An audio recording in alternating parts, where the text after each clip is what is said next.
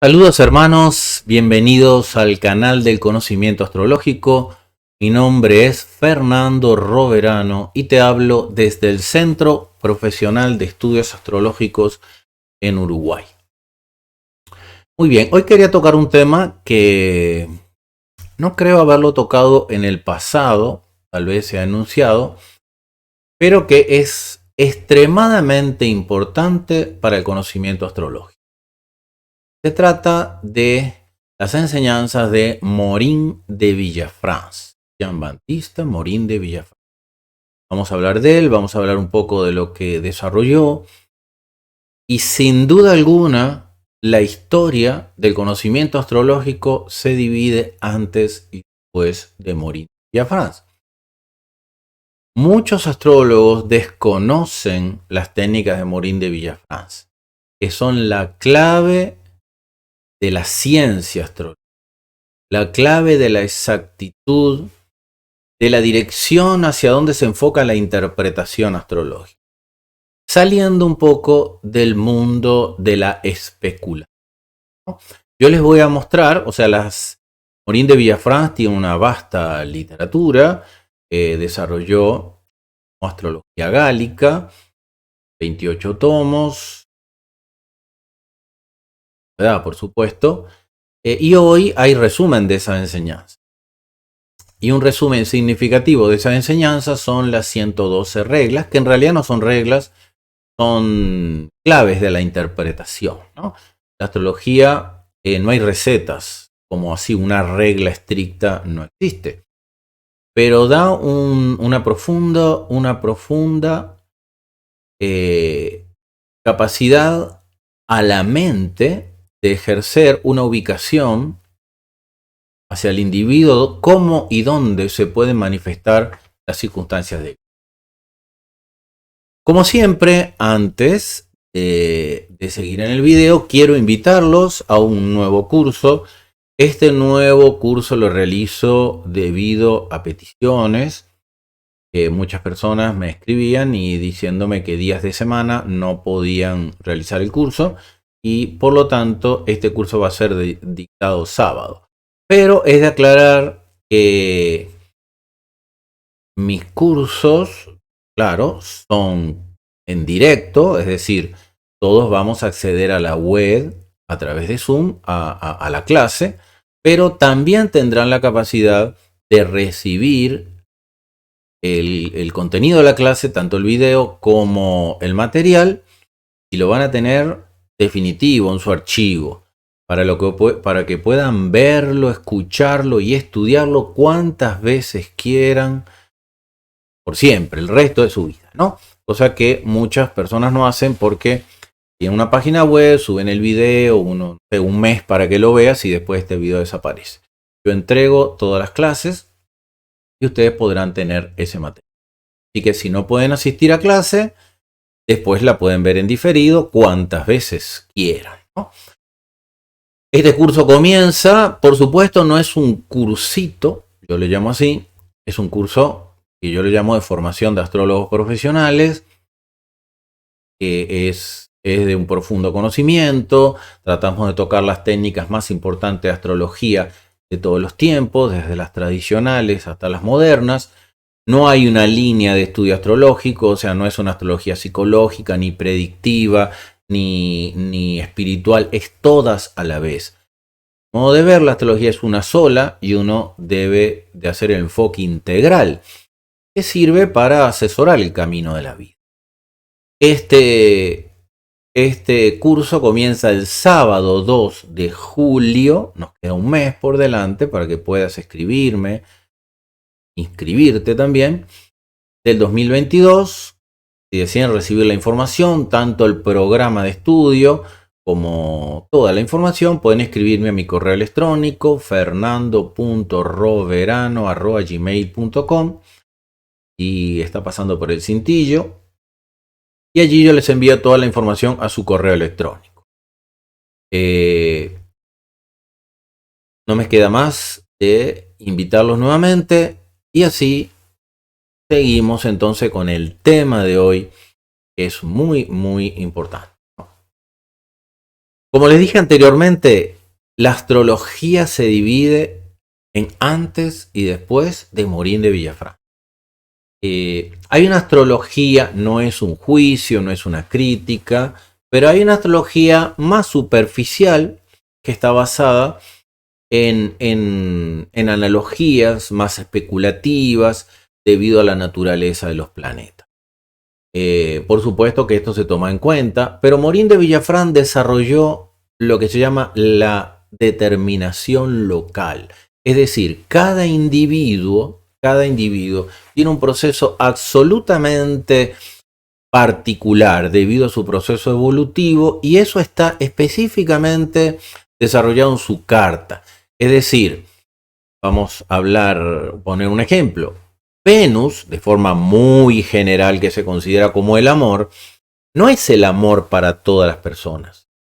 Claro, Venus es mucho más que el amor, ¿no? Llamado en la antigüedad como el planeta benéfico menor. Venus es la armonía universal, Venus es el equilibrio, la vida manifestada en perfecto equilibrio y armonía. De allí es el amor, no el amor banal, apasionado, que puede vivirse de esa forma, pero en la condición prístina de Venus, en su esencia, representa ese equilibrio universal. El amor no es más que la atracción de similares, ¿no? Y en el universo eso se manifiesta en muchas fases. Por lo tanto, Venus en una persona, en una astrología más básica, más relacionada a la determinación universal de los planetas, Venus solo se mira como la relación, el amor, te enamoraste, te separaste, ok, tenés una pareja. Pero en la determinación local de Morín de Villafranca, Venus representará específicamente al individuo con una particularidad y tendrá que ver con la casa que ocupa, la casa que rige y otros factores que Morín analiza. Lo mismo pasa con Marte, lo mismo pasa con Saturno. Utilizar solo la determinación universal de los planetas desarrolla algo estrictamente general. Y nosotros en la astrología tenemos que estudiar procesos particulares. La diversidad del universo se presenta en infinitas manifestaciones en cada individuo. Y no podemos hablar de generalidades, ¿no? Como a veces se habla. Entonces, Morín de Villafranca desarrolló una luminaria desde el punto de vista astrológico estas técnicas y les voy a mostrar algunas de estas en este resumen de las llamadas reglas de Morín de Villafranca. Son sumamente interesantes. Por supuesto, está de más decirle que están en mi programa de estudio. Luego que vemos los diferentes tipos de progresiones, estudiamos Morín de Villafranca para profundizar en la interpretación, ¿no? Morín de Villafranca, aquí tienen un poco la imagen de su época, vivió entre en el 1583 y el 1650, ¿no? Aquí tenemos una opinión de Carlos Raisi, que llamado también Dr. Spicab, que hizo un gran trabajo de expresar este conocimiento de Morín, ¿no? Y, por ejemplo, déjeme subir un poquito aquí. Falta un...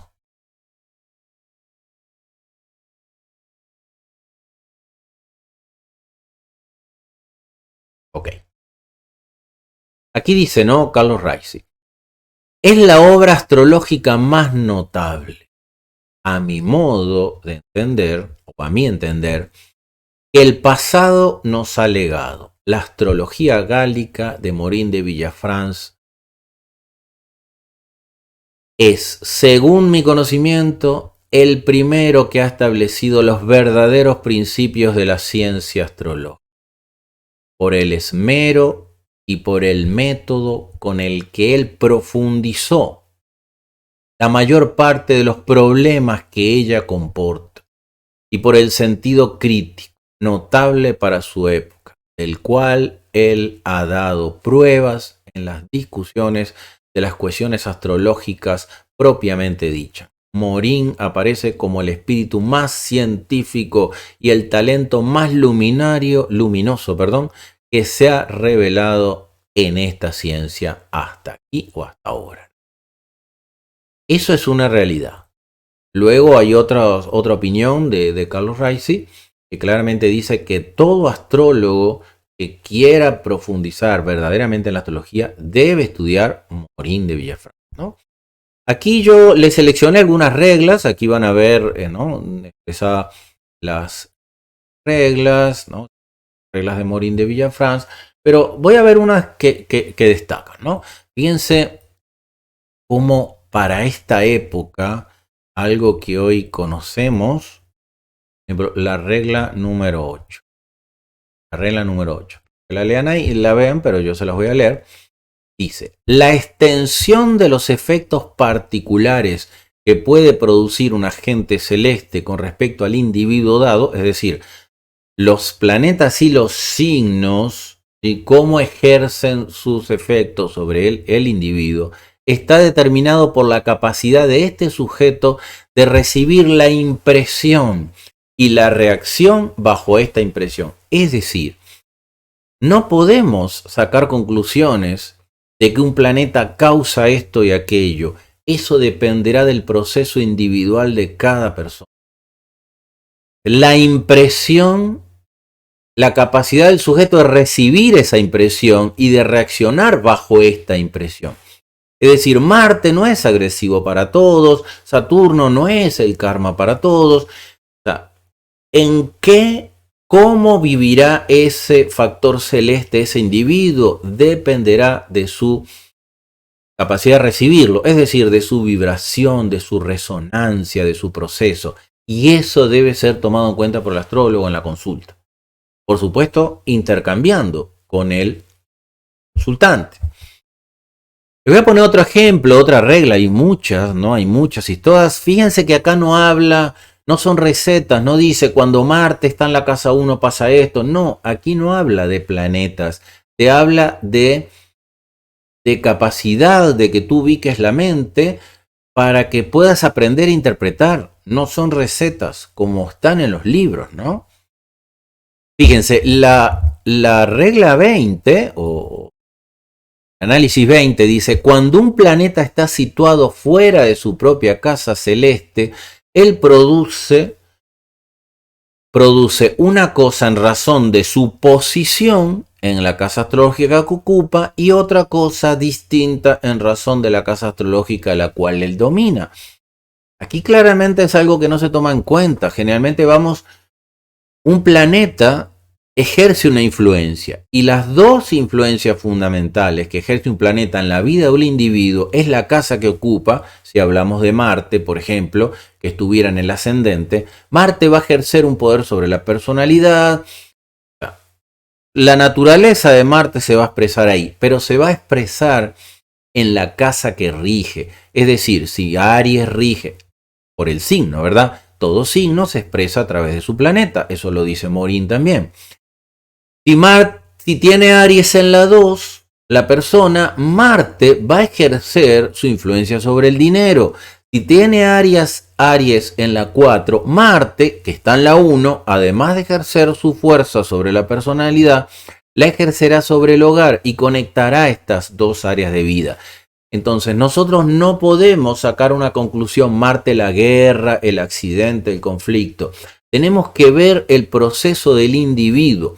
Además que hay muchos otros factores a analizar que vamos a ver ahora, ¿no? Por ejemplo, ¿qué dice la regla 25? Se debe definir en primer lugar el estado celeste de un planeta como regulador de la cualidad y de sus efectos.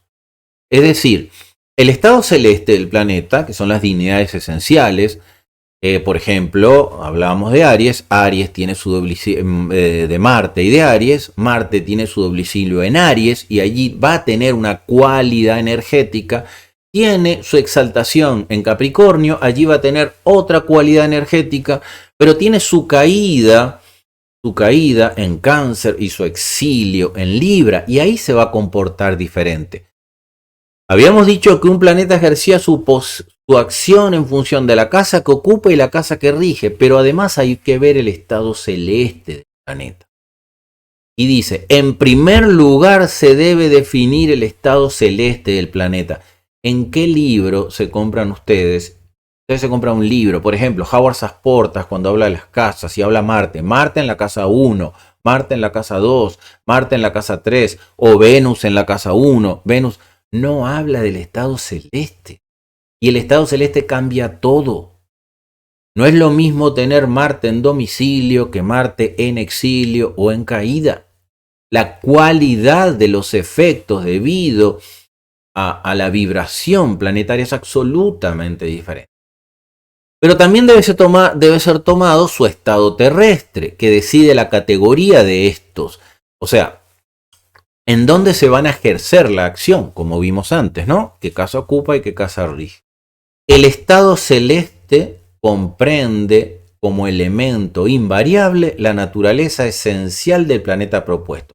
Es decir, el estado celeste, Marte en el cielo. Marte en el cielo es Marte, pero mientras lo mires en el cielo, tiene una cualidad. Es la fuerza, el impulso, la capacidad de acción. Pero mientras no lo lleves, esa es la condición invariable. Venus, la armonía, la belleza, el equilibrio, universal, por supuesto, no es la belleza de la percepción humana. La percepción humana es absolutamente diferente. A alguien le puede decir, a alguien le puede parecer algo muy bello y a otro le puede parecer muy feo. Eso es una percepción de la mente humana. Estamos hablando de la armonía universal. Ahora, esa condición celeste de los planetas es la condición invariable, ¿sí? Pero como elemento variable es la naturaleza del signo que se haya ubicado. Si tú ves a Marte solo, Marte nunca va a cambiar, pero va como a atravesar un filtro, que son los signos, y eso va a darle una variabilidad a cómo se exprese ese planeta. Pero también nos dice Morín que como elemento variable está la naturaleza del señor de ese planeta. ¿Cuál es el señor de ese planeta?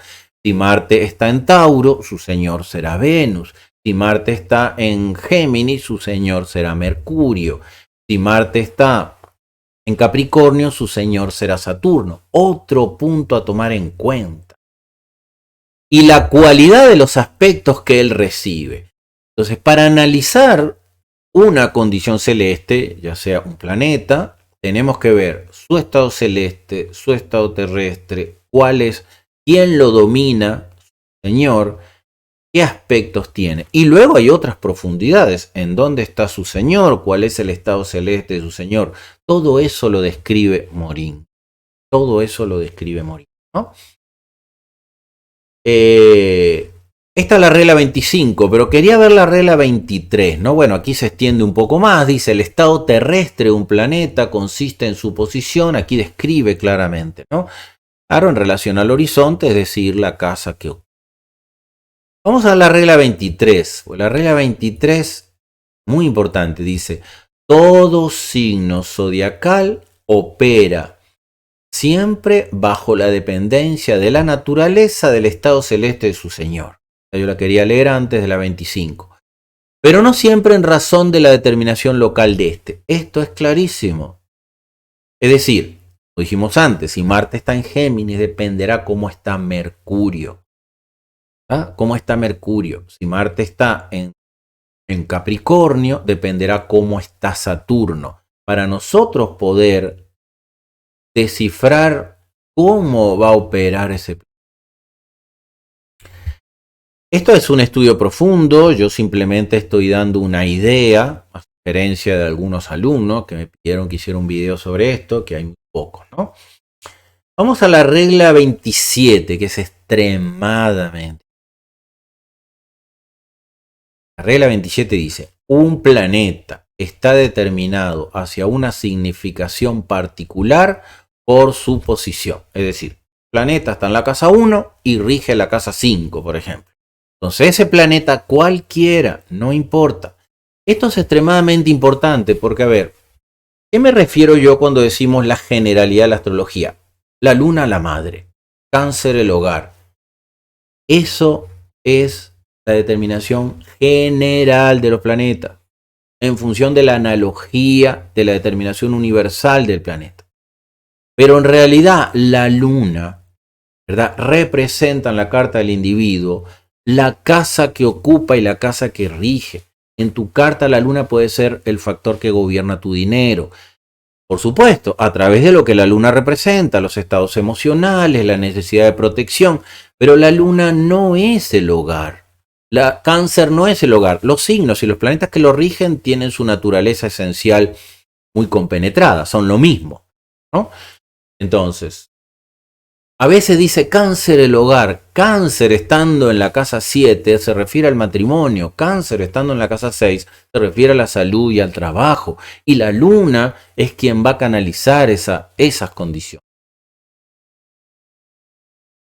¿no? Un planeta está determinado por su significación particular, por su posición, es decir, en la casa que se encuentra, por sus dignidades esenciales, por sus aspectos, sus anticios, por su conexión con otros cuerpos celestes, lo que analizamos antes, por medio de su dominación o regencia. Es decir, la casa que ocupa, la casa que rige, puede estar determinado por un planeta que le hace un aspecto, ¿tá? O un anticio, que es una especie de aspecto.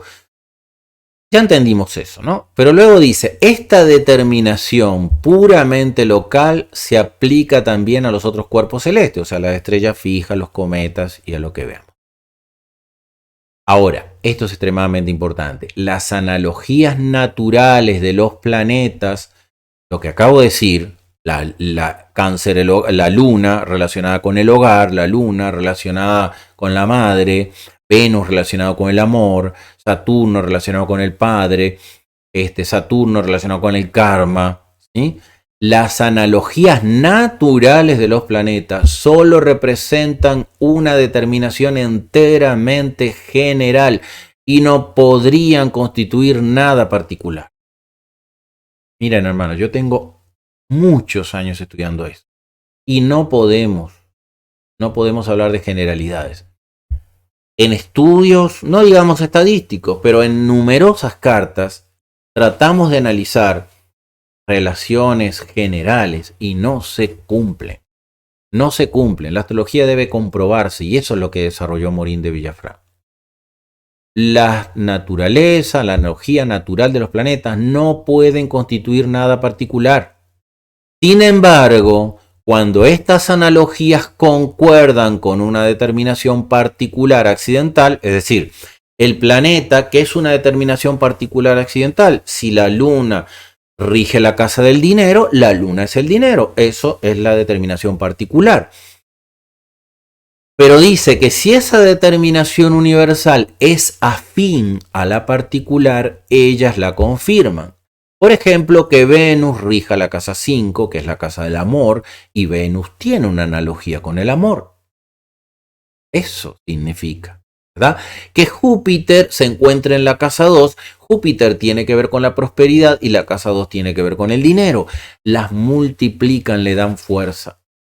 Pero no podemos hablar de la generalidad de las analogías naturales de los planetas. Para eso se desarrolló las casas astrológicas. En el caso contrario, ellas no las invalidan ni las contrabalancean. Bueno, esto es una traducción de la antigüedad y bueno. O sea, que si no tienen afinidad el planeta, la naturaleza del planeta no tiene afinidad con la casa, no quiere decir que no se cumpla. Pero cuando tiene afinidad se multiplica. ¿Okay?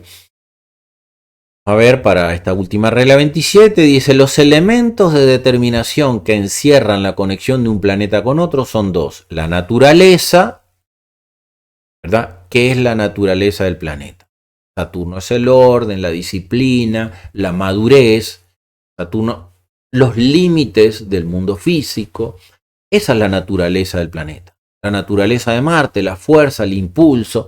Salgamos de esos clips, ¿no? La guerra, el maléfico menor. Hoy estamos en otra conciencia, ¿sí? La naturaleza de Júpiter, la abundancia, la ley universal. ¿Por qué la abundancia y la expansión Júpiter? Porque representa la ley universal y quien esté en armonía con la ley universal va a vivir la prosperidad.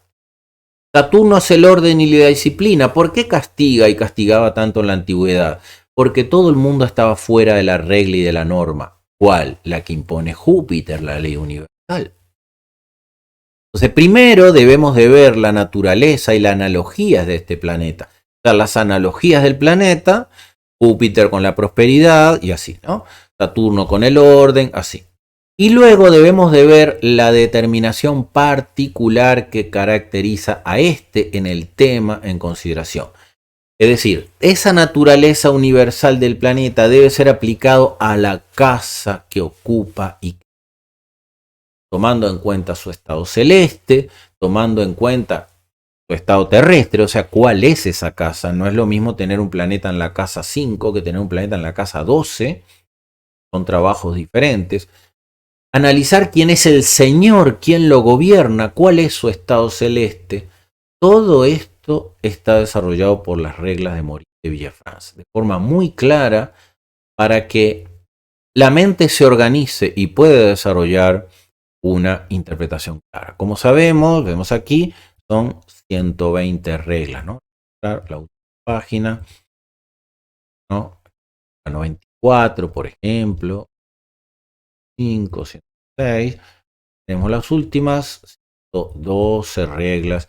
Un maravilloso trabajo. Este texto fue realizado por Spicard, Carlos Raisi. Y bueno, hay otras versiones, pero esta es bastante valiosa, manteniendo la tradición. Con esto entonces quiero, como está plasmado en mi programa de estudio, desarrollar una profundidad astrológica. En la antigüedad los astrólogos eran los grandes filósofos, los grandes médicos, los grandes científicos, como lo fue Pitágoras, como lo fue Ptolomeo, como lo fue Aristóteles, como lo fue Kepler, en una época más moderna, como psicólogos también modernos, ¿no? Como Carl Jung, manejador de la astrología. Hay una profundidad en el conocimiento astrológico. Salgamos de la generalidad. Estamos en una época donde se eleva la conciencia y debemos utilizar este maravilloso conocimiento para el servicio de la humanidad, tanto para nuestro propio camino como para los demás.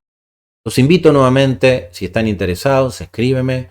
Centro Profesional de Estudios Astrológicos, mi nombre es Fernando Roverano, para el nuevo curso que comenzaremos el sábado 2 de julio del 2022. No me queda más decirte infinitas bendiciones en tu camino. Namaste.